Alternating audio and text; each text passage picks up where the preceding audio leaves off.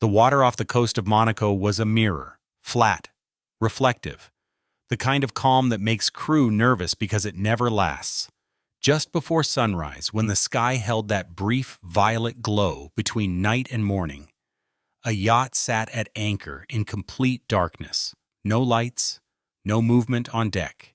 303 feet of silent steel. Below, in the crew quarters, someone was packing.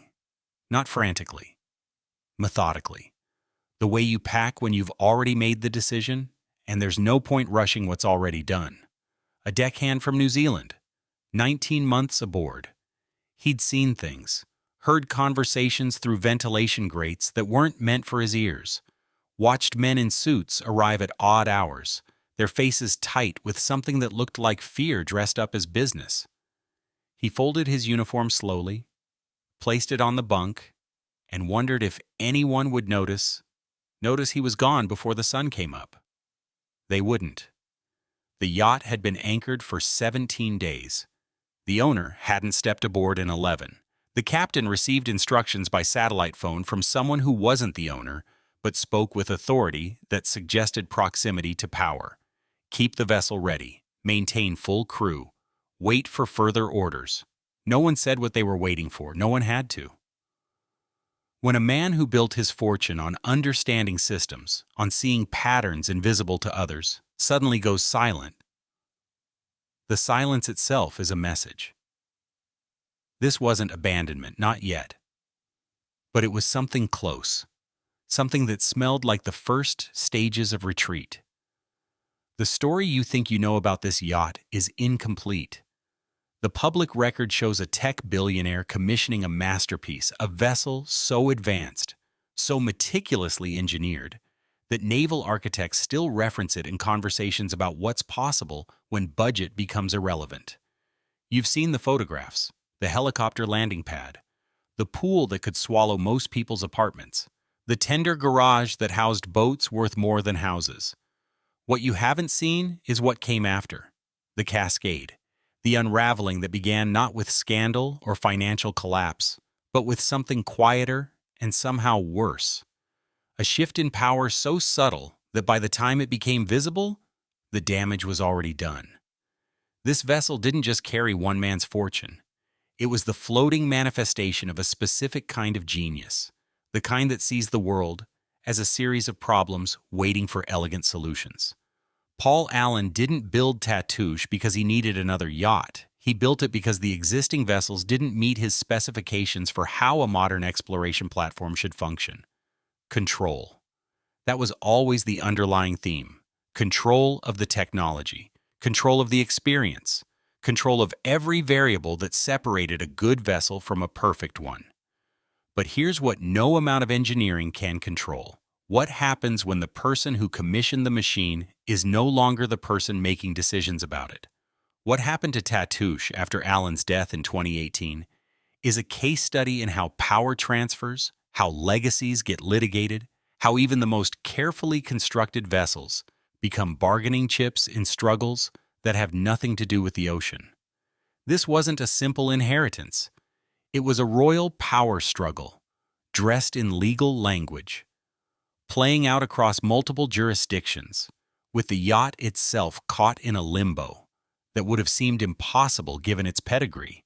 The word abandoned is harsh, inaccurate technically, but when a vessel sits unused, when crew members resign and aren't replaced, when maintenance schedules slip and no one seems to notice, when the thing becomes less a yacht and more a very expensive problem no one wants to solve, what else do you call it? Quick question while we're here. Where in the world are you watching this from? And what time is it there right now? I'm always curious to know. And if you're enjoying these deep investigations into luxury yachts and the families behind them, a like really helps. And subscribing means you won't miss the next story. Drop a comment and let me know which yacht you want explored next. Walk backward through time with me. Forget the silence. Forget the crew packing in darkness. Return to a moment when this vessel represented something else entirely. The year is 1998. Paul Allen is 45 years old. He's been retired from Microsoft for 17 years since the diagnosis that made him reconsider how he wanted to spend whatever time remained. Hodgkin's lymphoma. Beaten back. But the kind of thing that rearranges your priorities at a cellular level. If you're going to build something, build it now. If you're going to explore the ocean, chart the deep places, understand the systems that govern life below the surface. The time is now. He already owned one yacht, Octopus. But Octopus was 126 feet, respectable, not sufficient. What Alan wanted was something that could function as a genuine research platform, that could stay at sea for extended periods, that could accommodate the helicopters and submarines and diving equipment necessary for serious exploration. He wanted a vessel that wouldn't compromise. The commission went to Nobiskrug, a German shipyard with a reputation for precision. The design came from Cush Yachts. The brief was specific. The budget was not discussed in terms of limits, only in terms of what would be required to execute the vision properly. This is how the serious vessels get built. Not by setting a ceiling and working backward, but by defining the goal and accepting whatever price emerges from the pursuit of perfection. 303 feet. That's longer than a football field. 48 feet of beam. Try to picture that width while still maintaining the kind of sleek profile that wouldn't look like a commercial ship. The draft was 15 feet, shallow enough to access most harbors, but deep enough to provide stability in serious seas. The hull was steel. The superstructure was aluminum. This combination is standard now, but in the late 1990s, it represented a careful calculation about strength versus weight. Steel below the waterline for impact resistance and structural integrity. Aluminum above for reduced weight and better fuel efficiency. Every decision traced back to function. In the shipyard, the vessel took shape slowly, not because the workers were slow, but because the tolerances were tight. The welding had to be perfect. The electrical systems had to be redundant. The engines, twin Caterpillar diesels, each producing 4,050 horsepower, had to be mounted in a way that minimized vibration transfer to the rest of the vessel. Guests wouldn't feel the engines. That was non-negotiable. A Croatian welder named Tomislav worked on the hull for 8 months. He'd been building ships for 30 years. Military vessels and commercial freighters and the occasional private yacht. This one was different. The foreman checked his work 3 times instead of once. The inspector came by daily instead of weekly. There were rumors about who was paying for it, whispered conversations in the break room about Microsoft money, and what it must be like to have enough wealth that you could commission something like this without discussing payment terms. Tomislav never met Paul Allen. Most of the workers didn't. The owner visited twice during construction, both times unannounced, walking through the unfinished interior with engineers and making notes in a leather notebook. He didn't smile much. He asked questions that revealed technical knowledge beyond what most owners possessed. He wanted to know about stress calculations, about how the hull would perform in 12-foot seas, about fuel consumption at various speeds. These weren't aesthetic questions. These were engineering questions. The interior design contract went to Terence Disdale, who understood how to translate wealth into physical space without making it vulgar.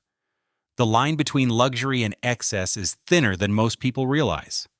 Cross it, and the space becomes a parody of itself.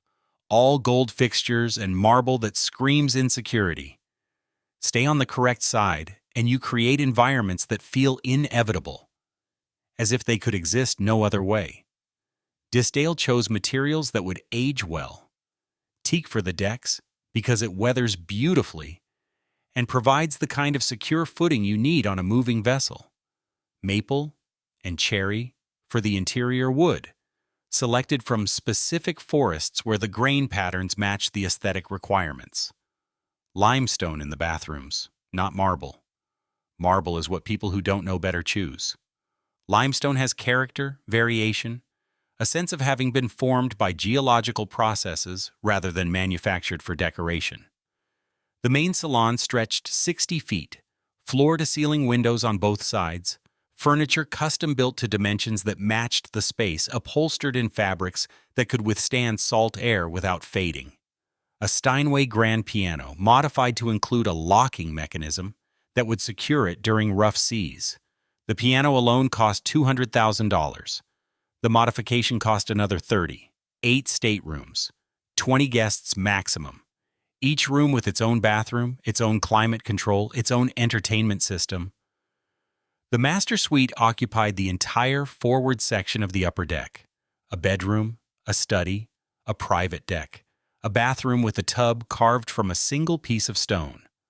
But the real innovation was below. The beach club at the waterline, with doors that opened directly to the ocean, creating a platform where guests could swim or launch water toys without using the tender. The gym, outfitted with equipment that wouldn't corrode in the salt environment. The spa, with a sauna and massage room. The cinema, with seating for 12, and a projection system that cost more than most people's cars. And then there was the garage. Not the tender garage. Everyone has a tender garage. This was a submarine garage, because Alan didn't just want to look at the ocean from above. He wanted to go beneath it. The vessel was designed to carry a deep-sea submersible, a 2-person vehicle capable of descending to 3,000 feet. The logistics of launching and recovering a submarine from a moving yacht are complex. The engineering required to do it safely is significant. The cost is irrelevant when the goal is to see things that most humans will never witness. Tatoosh launched in 2000. The ceremony was private. Alan stood on the dock watching the hull slip into the water for the first time, and whatever he felt in that moment stayed internal. No champagne, no photographers. The yacht was a tool, not a trophy. Initial sea trials revealed problems. They always do. The stabilizer system created more vibration than predicted. The fuel consumption at cruising speed was 8% higher than the models suggested. One of the generators had a harmonic frequency issue that created noise in the master suite. These problems got fixed. You pay for perfection, and perfection requires iteration. The final cost, $160 million. In the year 2000, this made Tatoosh one of the 10 most expensive private yachts in the world. Not the most expensive. Alan wasn't interested in breaking records for their own sake, but expensive enough that serious naval architects took note. The crew complement settled at 31. Captain, first officer, engineers, deckhands, stewardesses, chefs, sous chefs. 31 people whose job was to ensure that the vessel operated perfectly and that the guests experienced nothing but seamless luxury. The captain's salary was $250,000 annually. The deckhand from New Zealand, the one who would later pack his bag in darkness, made $38,000. Below deck, the crew areas reflected the hierarchy. Officers had private cabins. Junior crew shared. The mess hall served different food than what went to the guests. Not worse necessarily, just different. The chef prepared meals for the owner using ingredients sourced from specific suppliers. Wagyu beef flown in from Japan, truffles from Italy, wine from collections that had been aging since before the crew was born. The crew ate well, but from a different menu. There was a standing order. The owner's preferences were absolute. If he wanted the temperature in his suite at exactly 68 degrees, you maintained it at 68 degrees, not 67, not 69. If he wanted breakfast at 6 a.m., breakfast happened at 6 a.m., prepared fresh, still warm when he sat down. These weren't unreasonable demands. They were the expectations that come with a vessel of this class. What made Alan different from other owners, and the crew noticed this immediately, was his actual interest in how things worked. Most owners stayed on deck, enjoyed the view, left the technical aspects to the crew. Alan went into the engine room. He asked the chief engineer to explain the redundancy systems. He wanted to know about the desalination plant, about how the vessel generated enough fresh water for 20 guests and 31 crew to shower daily without running out. He understood that luxury wasn't just what you saw. It was the invisible infrastructure that made the visible parts possible. The first major voyage was to Alaska. This choice surprised people. Most new owners of vessels in this class immediately headed for the Mediterranean, for the social circuit, for the places where other yachts gathered so everyone could compare. Alan went north. He wanted to see glaciers. He wanted to collect water samples from pristine fjords. He wanted to use the submarine to explore underwater topography that hadn't been mapped in detail. The crew prepared for a different kind of voyage. Alaska meant provisioning for areas without easy resupply. It meant weather that could shift from calm to violent in hours. It meant navigating waters where grounding was a real risk and rescue was distant. The captain, a Norwegian named Olav, with 30 years of experience in difficult waters, appreciated this. Finally, an owner who wanted to actually use the vessel for something beyond parties. They departed from Seattle on a morning in June 2000. The sky was overcast, the water gray and textured. The Pacific Northwest doesn't do tropical blue. It does moody and dramatic, seas that remind you of their power, even when they're calm.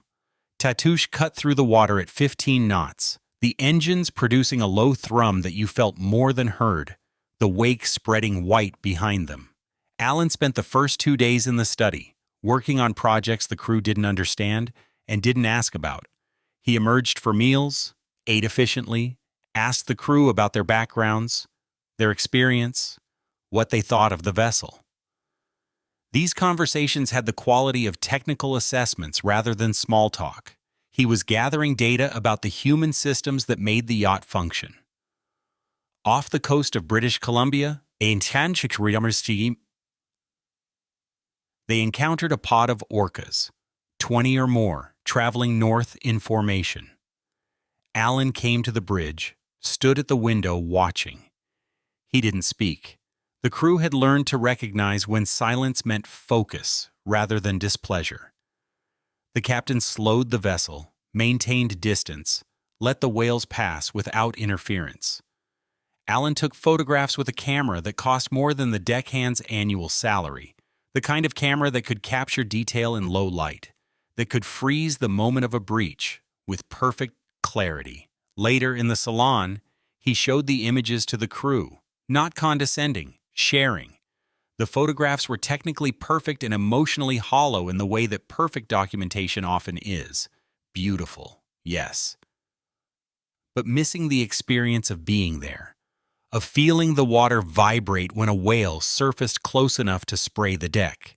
They reached Glacier Bay 7 days after departure. The scale of the landscape made the yacht seem small despite its 300 feet. Ice walls towering 300 feet above the waterline. Blue in the depths where compression had forced out all the air. White at the surface where snow constantly replenished what calved into the sea. The sound of ice breaking was like artillery. Deep concussive booms that carried across the water, followed by the crash and hiss of displacement. Alan launched the submarine. This was the moment he'd been waiting for. The garage doors opened at the waterline. The launch platform extended. The small yellow submersible lowered into water so cold it would kill you in minutes. He descended with the pilot, a specialist flown in from California, someone who'd logged hundreds of hours in deep-sea vehicles. They were gone for 4 hours. The crew waited. This was part of the job, waiting while the owner did things that required expensive equipment and specialized knowledge. The chef prepared dinner. The stewardesses cleaned staterooms that were already clean. The deckhands polished brass that didn't need polishing. Staying busy was how you managed the strange combination of boredom and responsibility that defined crew life. When the submarine surfaced, Alan emerged different. Not visibly, but something in his demeanor had shifted. He'd seen the underside of a glacier, the way ice met rock, the marine life that thrived in water that seemed too hostile for survival. He'd gone somewhere most humans would never go, seen things most humans would never see. This was what the yacht was for. Not parties, discovery. Over the next 3 weeks, They explored the inside passage, anchored in bays so remote that the only sound was wind and water and the occasional call of an eagle. They encountered other vessels occasionally, fishing boats, ferries, the rare cruise ship, but mostly they had the water to themselves. Alan spent hours on deck with binoculars, watching wildlife, documenting patterns. He took thousands of photographs. He filled notebooks with observations. The crew learned to read his rhythms. He was most animated in the mornings, most withdrawn in the evenings. He ate breakfast alone, preferred dinner with whoever was willing to discuss technical topics. He didn't drink much. A single glass of wine with dinner, occasionally. No hard alcohol, no parties that went late. He kept the hours of someone who treated time as a limited resource, which, given his medical history, it was. They returned to Seattle in August. The voyage had been successful by any measure. The vessel had performed exactly as designed. The crew had functioned smoothly. Alan had collected the data and experiences he wanted. And yet there was something unsettled in the air, a sense that this voyage was a test of something larger. The yacht spent the next 2 years in a pattern. Pacific Northwest in summer, Mexico in winter, occasional trips to the Mediterranean, but always for specific purposes, never just to be seen. Alan used Tatoosh the way a scientist uses a laboratory. It was infrastructure for investigation. In 2002, he took the yacht to the South Pacific. Papua New Guinea, the Solomon Islands, places where reefs spread for miles underwater, where the marine biodiversity exceeded anything in temperate waters. He brought scientists aboard, actual researchers who studied coral and fish populations and climate impacts on ocean ecosystems. The yacht became a research platform. The staterooms filled with people who cared more about data than luxury. The crew adjusted. This was easier work than entertaining drunk billionaires. Scientists were polite, respectful, genuinely appreciative of the opportunity to access research sites that would be impossible to reach otherwise. They used the submarine to survey reefs at depths beyond diving range. They collected samples. They published papers that acknowledged the generous support of Paul Allen and the research vessel Tatoosh. But research voyages didn't generate the social currency that justified a $160 million yacht in the eyes of most people. Friends asked Allen why he wasn't using it more. Business associates suggested parties, networking events, the kind of floating entertainment that could strengthen relationships and open doors. Allen listened politely and kept doing what he wanted. This, perhaps, was the fundamental quality that defined his ownership: indifference to external expectations. He'd built the yacht to specifications that made sense to him, and he used it in ways that aligned with his interests. The fact that this confused other people was their problem, not his. By 2005, Tatoosh had become a known quantity in the superyacht world. Not the flashiest, not the largest, but serious. The kind of vessel that naval architects pointed to when discussing what was possible with modern engineering. It appeared in magazines occasionally, though Allen never granted interviews about it. The photographs showed the exterior, never the interior. Privacy was maintained. The operating costs were significant. Fuel alone ran roughly $2 million annually, assuming active use. Insurance, another $1 million. Crew salaries, approaching $3 million. Maintenance, repairs, upgrades, variable, but averaging $1 to $2 million. Dockage fees when not at anchor, hundreds of thousands depending on location. Total annual operating cost, somewhere between $7 and $9 million. For Allen, this was sustainable. Microsoft stock kept appreciating. His investment portfolio generated returns that made yacht expenses irrelevant. Money wasn't the constraint, time was. In 2009, he was diagnosed with non-Hodgkin's lymphoma, a different cancer, same family. The treatment was aggressive. He disappeared from public view for months. The yacht sat in Seattle, crew maintained, ready for use that didn't come. The captain kept the engines running. took the vessel out for sea trials to prevent systems from deteriorating, brought it back to the dock. Waiting. Allen beat it. Remission. Again. The pattern of his life. Illness, recovery, renewed focus on the things that mattered. He returned to Tatoosh in 2010, thinner, quieter, but functional. The yacht went back into service, though the voyages became shorter, more focused. Alaska again. British Columbia. Familiar waters. Something had changed, though. The crew felt it before they could articulate it. Allen was more distant, not rude, just elsewhere. Conversations became shorter. He spent more time in his study, less time on deck. The camera stayed in its case. The submarine stayed in the garage. There were rumors, the kind that spread through crew networks. Other projects demanding attention. Real estate investments, sports teams, the Seattle Seahawks, the Portland Trail Blazers, a growing interest in artificial intelligence and its implications for society. The yacht was one asset among many, and perhaps no longer the most interesting one. In 2011, Tatoosh was used for a family event, Allen's sister and her children. A week-long cruise through the San Juan Islands. The yacht filled with voices and laughter for the first time in years.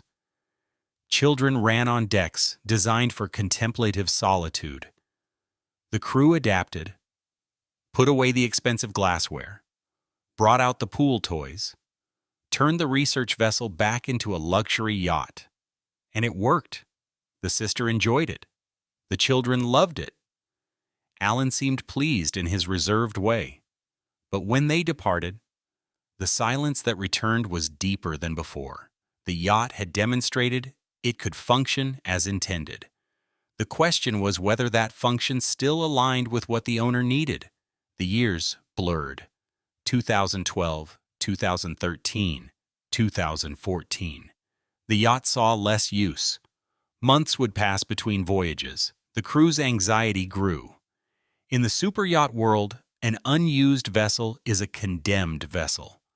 Owners either use their yachts or sell them. There's no middle ground that makes economic sense. But Allen didn't sell. He also didn't use. The yacht existed in limbo, maintained to perfection, ready for voyages that didn't materialize. The captain received instructions to keep everything operational, but no sailing orders. The crew did their jobs with increasing awareness that those jobs might disappear. In 2015, a broker approached Allen about a potential sale. The offer was substantial, though below the replacement cost. The market had shifted. Larger yachts were being built, vessels that made Tatoosh seem almost modest by comparison. 400 feet, 500 feet. Billion-dollar projects that redefined what was possible. Allen declined the offer, not because he wanted to keep the yacht necessarily, but because selling it would require making a decision, and decisions about things that didn't matter much fell to the bottom of the priority list. The yacht stayed in Seattle. The crew stayed aboard. The engines ran on schedule. The systems were tested and maintained. It was a strange kind of employment, being paid to keep something perfect that no one was using. Then, in 2018, everything changed. Paul Allen died on October 15th. Complications from non-Hodgkin's lymphoma. The cancer that he'd beaten twice came back a third time, and this time the treatments couldn't hold it. He was 65 years old. The obituaries focused on Microsoft, on his philanthropy, on the research institutes and museums and sports teams. Tatoosh got a mention in some articles, a line or two about his passion for ocean exploration. The crew learned about his death from the news. No one called them directly. The captain sent a message to the estate's representatives asking for instructions. The response was vague. Continue operations, await further direction. Salaries would continue. But whose salaries? And for how long? The estate was complex. Allen had never married, no children. His wealth, estimated at $20 billion at the time of death, was to be distributed according to a will that hadn't been made public. The executors were his sister Jody and a team of attorneys and financial advisors. Decisions about individual assets would take time. Tatoosh was one asset among hundreds. Real estate across multiple countries, art collections, vintage aircraft, sports teams, investment portfolios. Each item required valuation, legal review, tax considerations. The yacht wasn't a priority. Months passed. The crew maintained routines that increasingly felt like theater. They polished brass for no one. They cleaned staterooms that stayed empty. They ran engines that went nowhere. The captain requested clarity from the estate representatives. The responses remained vague. By early 2019, crew members began resigning. Not dramatically, quietly. The chief engineer accepted a position on another yacht. 2 stewardesses left for jobs on land. The chef found work at a restaurant in Seattle. These were professionals who needed employment security, and Tatoosh couldn't provide it. The captain stayed. His loyalty was to the vessel more than to any owner. He'd been aboard for 7 years, knew every system, every quirk, every sound that indicated something functioning correctly versus something developing a problem. Leaving felt like abandonment, but he was essentially managing a floating museum. The estate paid for basic maintenance but refused requests for upgrades or significant repairs. A hydraulic system in the tender garage developed a leak. The fix would cost $30,000. The request sat in review for 3 months before being approved. By then, the leak had caused secondary damage that doubled the repair cost. This was how things deteriorated, not through dramatic failure, but through incremental neglect. Systems that would have been maintained immediately under active ownership were now subjected to cost-benefit analyses by people who had never been aboard, who saw Tatoosh as a line item on a spreadsheet, rather than a functioning vessel. Meanwhile, the legal situation grew more complex. Alan's sister, Jody, was the primary beneficiary of the estate, but the distribution process involved trusts, foundations, tax authorities in multiple jurisdictions. Assets couldn't be sold or transferred until the estate was settled. Tatoosh was trapped in legal limbo. In 2020, the captain received notice that the crew would be reduced to a skeleton staff, 5 people instead of 31, just enough to keep the vessel secure and minimally operational. The remaining crew were offered severance. Some took it gratefully. Others felt betrayed, though they couldn't articulate who had betrayed them. Alan was dead. The estate was doing what estates do. The deckhand from New Zealand, who'd been aboard since 2017, was among those let go. He'd watched the slow dissolution, seen the writing on the bulkhead. He took his severance, packed his belongings, and caught a flight home. Years later, he'd tell people about his time on Tatoosh, about serving a billionaire who barely used his yacht, about the strange sadness of maintaining something perfect that served no purpose. The yacht sat at a dock in Seattle. 5 crew members, no voyages. The engines ran monthly to prevent deterioration. The systems were tested quarterly, but the vessel was functionally abandoned, owned by an estate that had no interest in using it and couldn't legally sell it until the probate process concluded. Then, in 2021, something shifted. A buyer emerged. Not publicly, not immediately, but within the quiet networks where super yachts change hands, word spread that Tatoosh might be available. The estate, eager to liquidate assets and simplify the holdings, was willing to consider offers. The challenge was price. The yacht had cost $160 million to build in 2000. It had been maintained, yes, but it was now 21 years old. Systems were outdated. The design, while timeless in some ways, reflected turn-of-the-millennium thinking about what a yacht should be. The market for vessels of this size was limited. Potential buyers were rare. The asking price, according to sources familiar with the listing, was $90 million. This reflected depreciation, market conditions, and the estate's desire to move quickly rather than hold out for maximum value. $90 million for a vessel that had cost $160 million 21 years earlier. Several parties expressed interest. Viewings were arranged. Brokers walked potential buyers through the vessel, highlighting the build quality, the pedigree, the relatively low hours on the engines. But each viewing ended the same way, interest followed by silence. The problem wasn't the yacht itself. The problem was what owning it would require. A vessel this size demanded a professional crew, ongoing maintenance, operational costs that would run $7 to $9 million annually. The pool of individuals who could afford both the purchase price and the operating costs was small. The pool of individuals who wanted a yacht built to someone else's specifications was smaller still. Months went by. The asking price dropped to $80 million. Still no buyer. In 2022, the estate made a decision. Rather than continue paying for maintenance and crew on a vessel that wasn't selling, they would move Tatoosh to a less expensive location and reduce operations to the bare minimum. The yacht was relocated to a dock in a less prominent area, the crew reduced to 3, and the marketing efforts scaled back. This is where the word abandoned starts to feel accurate. Not legally abandoned, the estate still owned it, still paid for basic security and maintenance, but functionally abandoned in the sense that no one was actively using it. No one was making decisions about its future. No one seemed to care beyond ensuring it didn't sink and create a liability. The captain, one of the 3 remaining crew, watched the slow degradation with something between grief and resignation. Systems that would have been maintained on a monthly basis were now checked quarterly. Paint that would have been touched up immediately was left to weather. The vessel was dying the way things die when they're not used.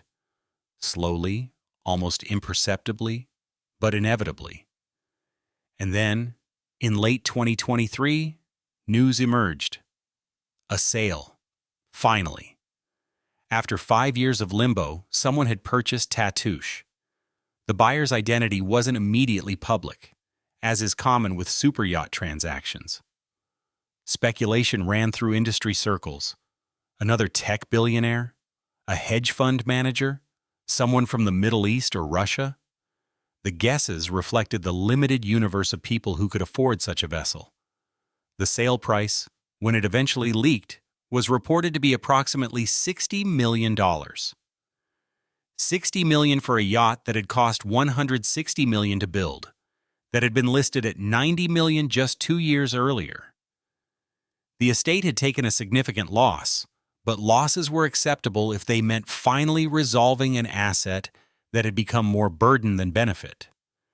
The new owner's identity eventually emerged through yacht registration databases. Tatoosh was sold to a private individual based in Europe, someone with interests in maritime technology and ocean conservation. The details beyond that remained scarce. The new owner, like Alan before him, valued privacy. What happened next depends on whose version you believe. According to some sources, the new owner commissioned a significant refit. Systems were updated. Interiors were modified to reflect different tastes. The yacht was put back into active use, fulfilling the purpose it had been designed for. According to other sources, the refit was minimal, the use sporadic. The yacht was moved to Mediterranean waters, appeared occasionally in ports along the French Riviera and Italian coast, but never for extended periods. The new owner, like the old owner, seemed to have purchased something more impressive than necessary for their actual needs. As of 2024, Tatoosh remains in service, or in existence at least. It's spotted occasionally by yacht enthusiasts who track these vessels through social media and maritime databases. The Instagram photos show the familiar profile, the distinctive lines, the teak decks. But there's no information about who's aboard, where it's going, what purpose it serves. The crew from the Allen years scattered. The captain retired, moved to Norway, occasionally gives interviews to yachting publications about the vessels he's commanded. He speaks fondly of Tatoosh, describes it as one of the finest yachts he's worked on, mentions Allen's genuine interest in ocean exploration. He doesn't talk about the years of limbo, the slow dissolution, the sense of managing something that had lost its reason for existing. The chef opened a restaurant in Seattle. The menu features Pacific Northwest cuisine, fresh seafood, the kind of food he used to prepare for Alan and his guests. The restaurant is successful. He seems happier on land. The deckhand from New Zealand that works on a fishing boat now. Smaller operation, simpler. He makes less money but sleeps better. The stories he tells about Tatoosh focus on the early years, the Alaska voyages, the sense of being part of something larger than just luxury. He doesn't talk much about the end. What remains when you strip away the metal and the systems and the expense? A story about what happens when the person who gives something purpose disappears. Tatoosh was built to serve Paul Allen's specific vision of what ocean exploration should look like. That vision died with him. What's left is a very expensive object looking for a new purpose, cycling through owners who want what it represents without necessarily wanting what it is. The estate finally settled in 2023, 5 years after Allen's death. The distribution of his wealth took that long because wealth at that scale isn't just money. It's systems and obligations and legal structures that outlive the person who created them. Jody Allen inherited the majority. Foundations received substantial endowments. Charities benefited from designated bequests. The process consumed thousands of hours of legal and financial work, cost millions in fees, and accomplished the mundane task of moving assets from one set of accounts to another. Tatoosh was a footnote in that process. One asset among hundreds, liquidated at a loss that was rounding error in the context of a $20 billion estate. The people managing the estate didn't lose sleep over whether they'd gotten the best price for the yacht. They had larger concerns. But for the people who'd served aboard, for whom the yacht had been a workplace and a home, the dissolution was personal. They'd maintained something perfect for an owner who barely used it, then watched that something get neglected by an estate that saw it as a burden, then saw it sold at a fraction of its worth to a buyer who might or might not appreciate what they'd purchased. There's a broader question embedded in this story, one that extends beyond yachts into the nature of legacy and inheritance. What happens to the things we build when we're no longer here to explain why we built them? Allen had reasons for commissioning Tatoosh, reasons that made sense within his specific vision of how to engage with the ocean. Those reasons didn't transfer with ownership. They couldn't. Reasons are personal. The new owner bought the yacht for their own reasons, which may have nothing to do with ocean exploration or research or the careful engineering that went into making it a platform for discovery. They bought it because it was available, because they wanted a yacht, because $60 million seemed like a price worth paying for something that had cost $160 million to build. And maybe that's fine. Maybe objects are meant to serve whoever owns them, regardless of original intent. A hammer doesn't care if you use it to build furniture or break windows. The hammer just is. But yachts aren't hammers. They're built to specifications that reflect specific visions of what life on the water should look like. They carry the imprint of their commissioners in ways that outlast the commissioners themselves. Walking through Tatoosh today, you can still see Allen's influence in the design choices. The emphasis on function over flash. The space is designed for quiet observation rather than loud parties. Whether the current owner appreciates or maintains that character is unknown. Privacy shields the wealthy from scrutiny, which means we don't know how Tatoosh is being used, whether it's fulfilling any version of its original purpose or whether it's just another luxury asset cycling through the portfolios of the ultra-wealthy. What we do know is this: a yacht commissioned as a research platform built to exacting standards, used sparingly by its original owner, became trapped in legal limbo after his death, was maintained by a shrinking crew for years while an estate decided what to do with it, was eventually sold at a significant loss, and now exists somewhere in European waters, serving purposes unknown to anyone outside the current owner's immediate circle. The word tragic in the title might seem overblown. No one died because of what happened to this yacht. No great injustice occurred. It's just a very expensive boat that changed hands under circumstances that were complicated by probate law and estate administration. But there's tragedy in the smaller sense, in watching something built with care and purpose get reduced to a balance sheet problem. There's tragedy in the crew members who gave years to maintaining perfection that served no one. There's tragedy in the gap between what Allen envisioned when he commissioned Tatoosh and what it became after he was gone. Royal power struggles don't require actual royalty. They just require power and succession, and the inevitable conflicts that emerge when trying to distribute what one person built across multiple inheritors who might not want the same things. Allen's estate was a power struggle in slow motion, conducted through legal documents and financial transfers rather than swords and speeches, but a power struggle nonetheless. And Tatoosh was caught in it. Not important enough to prioritize, not insignificant enough to ignore. Too expensive to maintain indefinitely, too complicated to sell quickly. The perfect symbol of what happens when assets outlive their owners, and the people left behind have to figure out what to do with them. The ocean doesn't care about any of this. Waves hit the hull regardless of who owns it. Salt corrodes metal, whether the vessel is in active use or sitting at dock. The systems that Allen paid millions to install will eventually fail, not through use, but through time. And whoever owns Tatoosh when that happens will face the same choice every yacht owner faces: invest in repairs or accept deterioration. If you're watching this from somewhere on the water, somewhere near where Tatoosh might be anchored right now, you could potentially see it.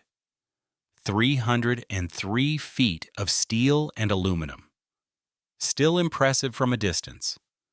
Still carrying the lines that made it distinctive when it launched 24 years ago. But serving what purpose? Fulfilling what vision? Operating under what directive? Those questions have answers known only to the people currently aboard. For everyone else, Tatoosh exists in the gap between what was intended and what transpired. A research vessel that rarely researched. A platform for discovery that mostly sat still. A carefully engineered machine that spent years waiting for instructions that never came.